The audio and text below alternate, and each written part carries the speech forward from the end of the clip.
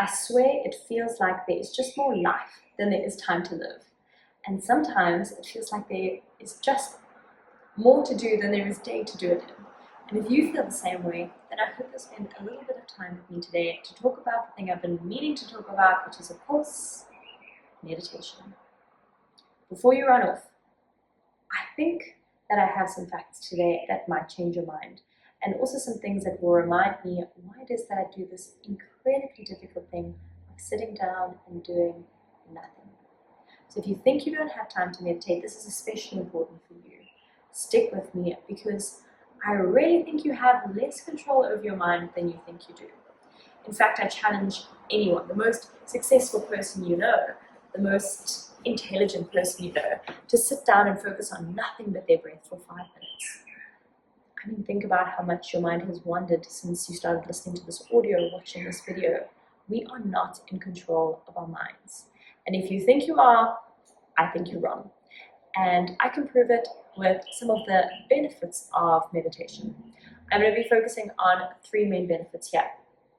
The first benefit comes out with a really scary statistic, and that is really coming from Chris Bailey, who wrote How to Change Your Mind, and he is a productivity researcher, which is why I think this will be a really good one to listen to, because this isn't just going to be highlighting the woohoo. In fact, I'm not going to highlight any of the woohoo benefits. I'm really just going to focus on the fact that it could make you more productive.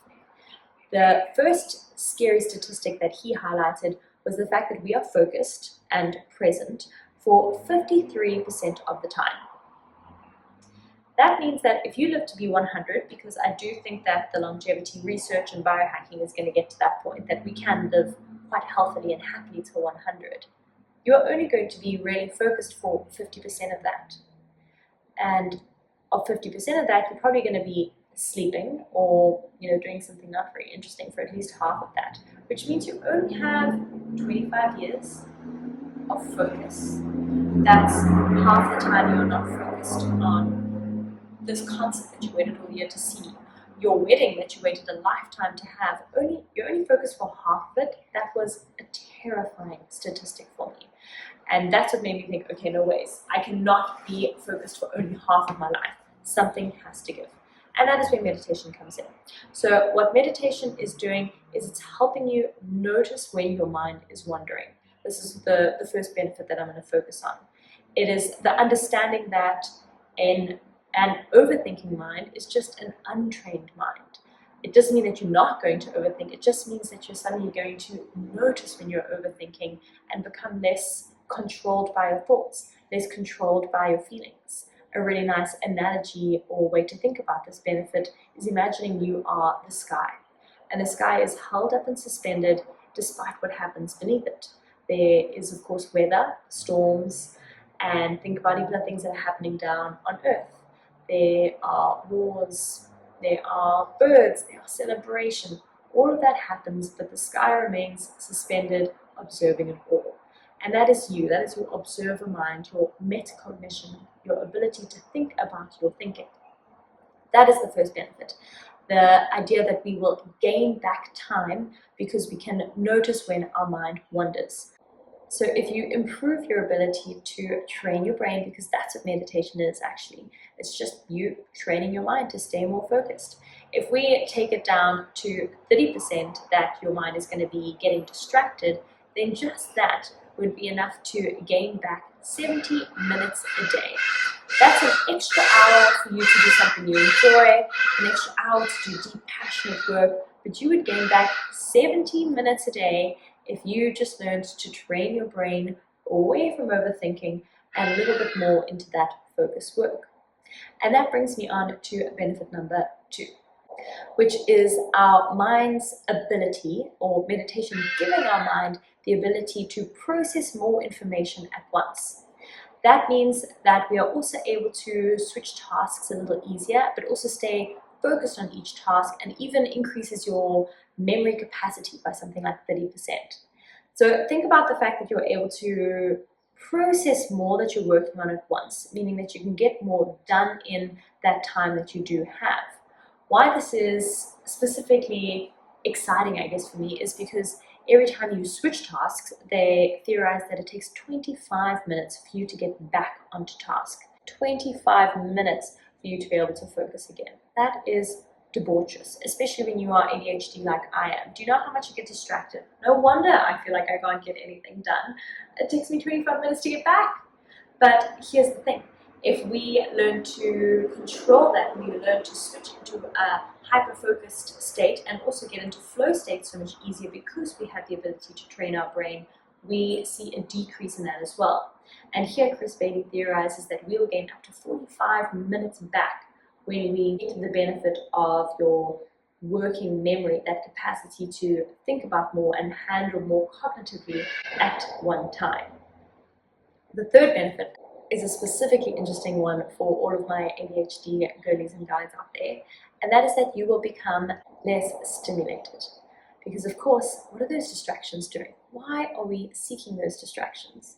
Why are we pulling down that Instagram feed just one more time, checking our messages or our email one more time? Because it rewards us. It gives us that dopamine kick that we, as someone who experiences ADHD, feel so starved of. And it's quite strange that we get this reward for doing something negative, but I guess that's exactly why they set up Instagram and social media the way that they did, so that we would get rewarded with that dopamine hit and continue to go back. Meditation gives you the ability to be okay with being less stimulated. Think about going on a dopamine detox that I'm going to share with you guys on the next episode, how to do one and why it is so impactful. The fact that you'll get to the other side and you would have lessened the amount of stimulation that you need. You'll lessen the amount of dopamine that you need. Much like when you take sugar out of your tea slowly, and you used to have your tea with 3 sugars and you kind of weaned yourself off, and now you really enjoy the flavor of tea with no sugar. You can kind of imagine your brain like that. If you start out, you need a lot of stimulation, and I know I do. I can see myself going from task to task all the time and constantly wanting to grab my phone and get that dopamine hit. But I find that after I just meditate, I'm able to just be a little bit slower and say, oh, I'm not going to touch my phone. I'm going to finish writing my 3 pages because that's what I said I would do. And it just allows me to be just that much more observant of what's going on. Because of course the idea with different types of meditation, like you get transcendental meditation, which is really focusing on decreasing your negative emotions. But the most common one, and the one that I think you and I will do the most of, is of course mindfulness, which is noticing what your mind is full of. That's what meditation is. It's just noticing. It's not the absence of thought. It's not controlling your mind. It's not stopping thinking. It's just noticing. That's all you have to do. Of course, what we do notice and what we do focus on a lot of the time is our breath. But we'll get to there in a moment. We'll overthink less. 2, you will be able to process more in any given moment. And 3, the fact that you will be less stimulated. If you are less stimulated, there is that chance, the very high chance, that you will also procrastinate less. Why? Because of course procrastination is you seeking that distraction. It is you not wanting to do the task. So if we are able to observe that that's what's going on, then we might be that little bit more able to pull ourselves back. We might be able to ask ourselves some of those leading questions like, why am I wanting to focus on everything other than this task? Or what is the perception that I have of the task? Is invoicing really that hard? Or does it actually just take me 5 minutes? And if I sit down and do the smallest possible one, like just do 1 invoice, am I actually able to get it done? So it's really that observer state that allows you to start to kind of get a grapple on your procrastination and the fact that you're constantly seeking a distraction. Because once you start being less stimulated, you'll notice that your brain starts to seek out less stimulation, much like you'll crave less that sugar in your tea. And once you get used to less stimulation, you'll also find that you just have a calmer mind. Kind of like how I feel when I go away to the bush for a week or sit around a fire with friends. There's no light pollution, there's no noise pollution. I'm just there for a moment. That's the gift of meditation. And when you think of it in that way, you'll notice that it will also help you be less impulsive, if you are impulsive, which people with ADHD generally are, because of course you are, ding ding ding, noticing yourself more. Then it will also help you be more empathetic, because in that way you are just a little bit slower in your reactions.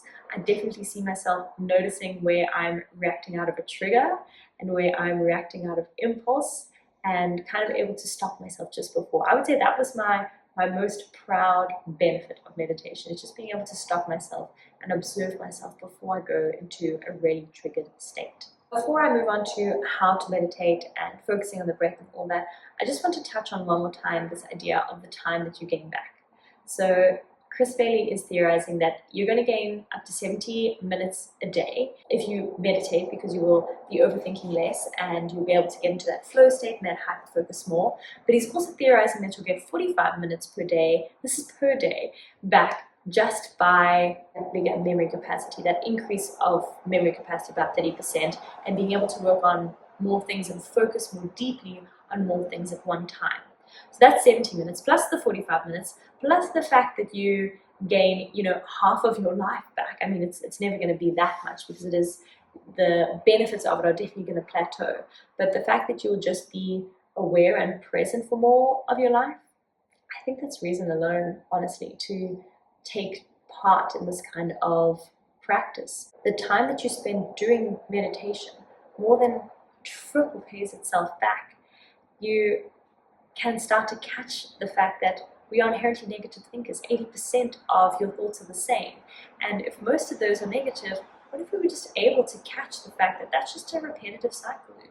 And you're able to just observe that that is just an old belief. Just like I chatted about in the last podcast. That is the power of meditation. It's to suddenly see yourself as like the mother hen of your thoughts, being able to observe all of that. But that all aside, let's get into how to do it. The very simple basic, you can do it in so many ways. You can do it seated, and seated you can have your feet on the floor, you can be cross-legged. But what I do want to mention about seated, everybody imagines kind of like the Buddhist monk sitting, meditating. Sitting up straight is actually quite a challenge. So don't worry if that's not you. If you want to start on a chair, you start on a chair. If you want your feet out, you start with your feet out. There is no right way to do it. Of course, they say that they want your spine, they being, experienced meditators, will advise that you have your spine straight. And the reason for that is that you are focused and aware. That makes a lot of sense. If you are someone that tends to fall asleep easily, like I do, then they don't recommend lying down meditations, because you do, naturally fall asleep a little quicker. So I have moved away from lying meditations and I have stuck to seated. Then there's always the question of, are my eyes open, are my eyes closed? The truth is that it doesn't matter. My personal opinion, eyes closed. Why? Because those little sneaky thoughts that you're having when your eyes are open and you're constantly looking at the clock, that is your thoughts running rampant. You are here to observe those thoughts, and as soon as your thoughts take you away, then you are no longer the observer of it. What's the point of meditation? It is to notice. This is going to be with gentleness as well. The kind of gentleness that you would a friend or a child or whoever you feel gentle towards, that you can start to become more amused with your thoughts than you are annoyed by them. That you can not have expectations of, I'm not going to have any thoughts and my mind is not going to wander. That's never going to happen. Your brain, your mind is made to wander. That is its sole job. Your only job here in meditation is to notice it. So, back to it. We are seated. These experienced meditators recommend that you have your feet flat on the floor, and that is for alignment, but also this sense of grounding. The cool thing about mindfulness meditation is it can also be done doing other things. I really love doing a guided meditation while I'm eating. I've also recorded my own guided meditation because I personally hate being alone when I eat, so I thought, what if I, recorded myself being a friend to someone while they ate. I also noticed that I've never experienced and enjoyed my food more than when I'm really present with it. When I'm looking at the vibrant colors, I'm noticing the textures, I bring it to my nose and I smell it, I take that very first bite and I taste it, and even if it's the first bite, that's enough.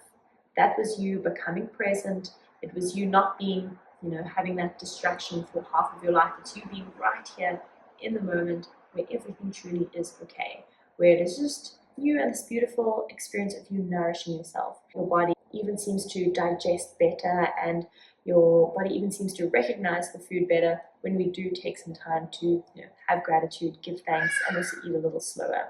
Point being, you can sit, you can lie down. There's no way to have your hands or your feet. Your eyes can be open or closed, even though we're recommending closed. And the next thing is, do I need to be silent? The short answer is no, of course not. You can be humming to yourself. You can be listening to a guided meditation. Of course, the cream of the crop is to be just focusing on your breath. Why is this so challenging? Because it's boring. Your breath is boring. It's something that happens in the background all the time, so of course it's not something that your brain is going to highlight as very important, even though it's an incredibly important thing. But why this is effective is because it is so boring. And if you can focus on your breath, you can focus on anything. Your breath you take absolutely everywhere with you. And in a lot of cultures and in yogic ideas, it's also your chi, it's your energy, it's your life force. And so just to become aware of that life force and also your connection to God. But if you're not there yet, that's fine. Then you go for a guided meditation, which I enjoy anytime, or even more effective for me is to have some binaural beats. I'm not sure why this makes my brain so happy, but there's just something about binaural beats that really, it's just a little something to the brain. So that might be another way that works really well for you. Much like eating, there can be something like object focus, where you are drinking a cup of tea really slowly and mindfully. It could be imagining that you have a flame in the middle of your head. There are so many ways to do it, but I'd recommend the easiest way is to start guided, start seated so that you don't fall asleep. You are stacking your spine, one little vertebra on top of the other, rolling the shoulders back and down, tucking in the chin slightly, and there we go. You're good to go. The only thing you'll need is your body. If you're focusing on your breath, you've already got that. If you have a clock or a watch, then you've got a timer. I would, however, recommend an app like Insight Timer, just because then it's a one-stop shop. It's got hundreds of guided meditations, it's got music, it's got sleep sounds, it's got a really beautiful timer that has some really traditional meditation sounds, and there's even one that you can do at the halfway mark. Insight Timer is really great because it's free. That could be something you download, but even that's not necessary. All that you need is yourself and the timer.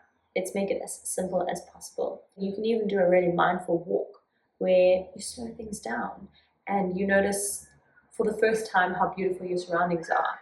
I'll take some time and say, okay, I'm really going to focus on everything pink that I can see on this walk. And you'll see more flowers than you've ever seen in your life. That's when you realize just how distracted you are most of the time. If you feel a little bit ridiculous doing meditation, you feel silly, or maybe like you're doing it wrong, you're not. That is what it feels like. It feels ridiculous to sit there and kind of observe your monkey mind and how much it just wants to jump around. That is perfectly normal. There's nothing wrong with you. There's nothing wrong with your brain. It is doing exactly what it is meant to do. And because it's doing exactly what it's meant to do, I want you to, again, be nice and gentle with it. Try and befriend your thoughts. Look at it with curiosity. There goes the mind again. Where will it go? Or sometimes there's even some meditations that you can do where you follow it. It's a stream of consciousness. This is really great to do actually if you have a journal handy, because you can do stream of consciousness writing, where you just don't put the pencil down and for 10 minutes you just write. And you write and you write and you see what comes up. That stream of consciousness. You just watch your mind float. And then you remember at the end of it all that you are the sky and all of this is happening underneath. You are just the observer. And you are able to see how all of this happens. And if you wanted to, you could stay detached from it all. Of course we don't. We get caught up in the traffic and our day and also the really exciting emotions. It's very natural for us to get caught up. But the point is that we have the ability whenever we want to stay up, stay suspended, and just remain the observer.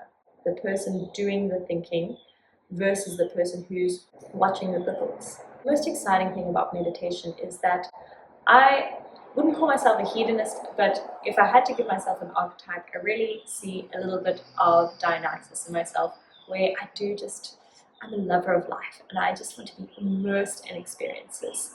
And meditation seems to be the way that I can have that. Of course, there's the fact that I'm gaining back so much time per day. And at the end of all of this, by the way, Chris Bailey also theorizes that if you practice meditation consistently, that means every day, and he recommends for a minimum of 2 minutes, but you can go as long as you would like, that you could gain 9 years back. 9 present, conscious, beautiful years of your life back, just by practicing this thing every day. That if you're practicing every day, you're really gaining that time back. So really, whatever your excuses are, no more. There is no excuse to not be practicing this ancient, very mindful, but also very productive technique, where you don't control, you just notice, and you get to live a fuller experience of each experience that you're having and also of life. As we're ending off, is three main things: your perception, your feelings, and your thoughts. In terms of your perception, I feel like you are noticing your senses a lot more. I notice my body state, which is another thing that I do need to mention before we do end this podcast, is how it's quite hard to sit up straight. And so don't feel like you're doing something wrong or worry about why my back is paining. And that's often why I don't sit just cross-legged. I'll often lean against my couch, which has a really straight surface like this, and I'll align my spine with the couch. Otherwise I spend the full 10 minutes just thinking about how my back is hurting and not about the fact that I'm trying to focus on my breath.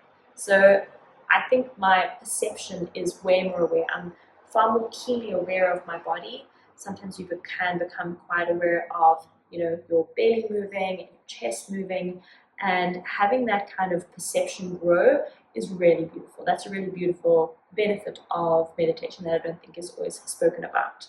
On the same line of perceptions, I also find that I'm able to watch my perception of things more accurately. Much like I said, in procrastination, I noticed that my perception of invoices is that they are far harder and will take far more time than they ever have. And I'm able to watch that, and like, a silly friend or something, I just say, that's ridiculous, Erin. It's only going to take you 5 minutes. And if not, how about we just do one? Or we just spend 2 minutes doing it. And then I put a 2-minute timer on and I start. Then the next thing is that it impacts your feelings. You are able to, like I said, the sky, able to see your feelings as the weather. And those feelings are going to come and go. Remember, emotion, energy, emotion. And I do notice that when I practice meditation, I can feel it that very day that I'm not as caught up in my feelings. I'm like, it's strange that I'm feeling really irritable. But then I notice that, oh wait, I'm in control. I'm the observer, which means I'm in control of my state. And I find that I'm able to adjust my state. I have the power to do that.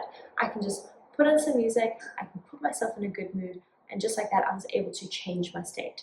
And I was so grateful for the fact that I meditated that morning and kind of put the intention that I did want to be more present, but more present for the emotions that come up, so that if I didn't enjoy experiencing that emotion, I could just change that state.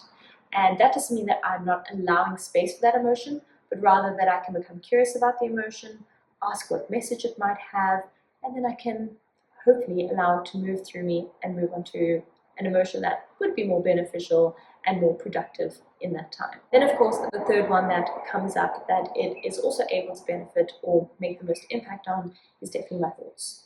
This is of course because I'm observing my thoughts, I'm more aware of them. It is also because I realize how often I let them run me, where I will be checking the timer every 5 seconds, and that's actually my thoughts running around, but that means that I'm not present. Or where I'll find myself wanting to open up my eyes and look around the room, that too, that's my thoughts, that's not me being present.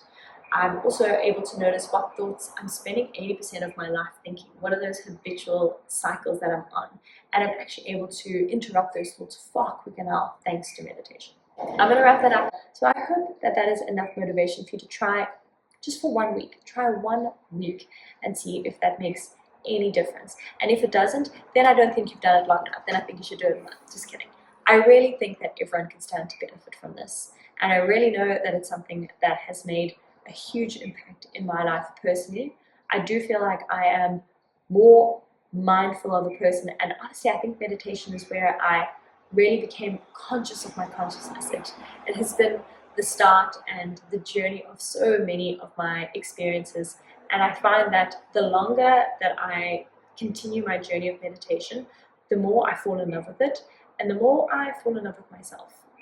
And if that's the only gift that I could give to you, it would be that. Just a little bit of time to spend with yourself, to notice your thoughts, to befriend those thoughts, to not get so caught up in everything that you think, and to have more time of your life, more precious years actually being here in the right now, experiencing the full day of your wedding and of your favorite concert, and even of some of the hard conversations. There's no such thing as a bad meditation session, and that's why you can never fail at it. All you have to do is show up, and that's one thing that you can always have control of, where all you need is you, a timer, and your breath. Maybe you want to take 3 big breaths with me before we leave. So if you have to go, go, but if you don't, take 3 breaths with me, even if you are driving, which is where I'm most often listening to my podcasts.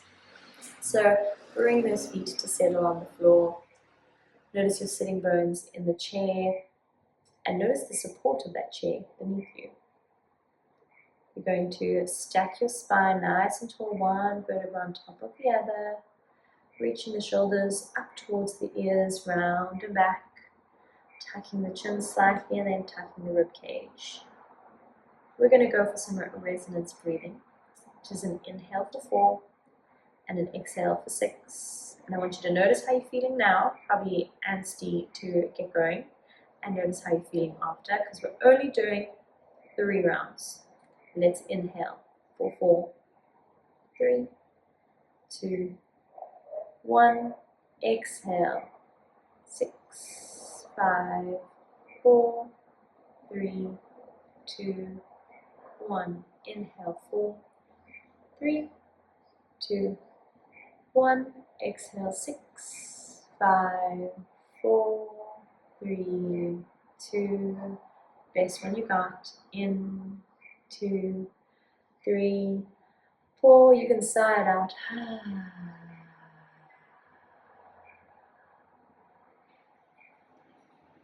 And just notice how that feels. Thank you for tuning in on this week's Art Kitchen Table Audacity. I hope you found that helpful, and I really hope that you give meditation a shot.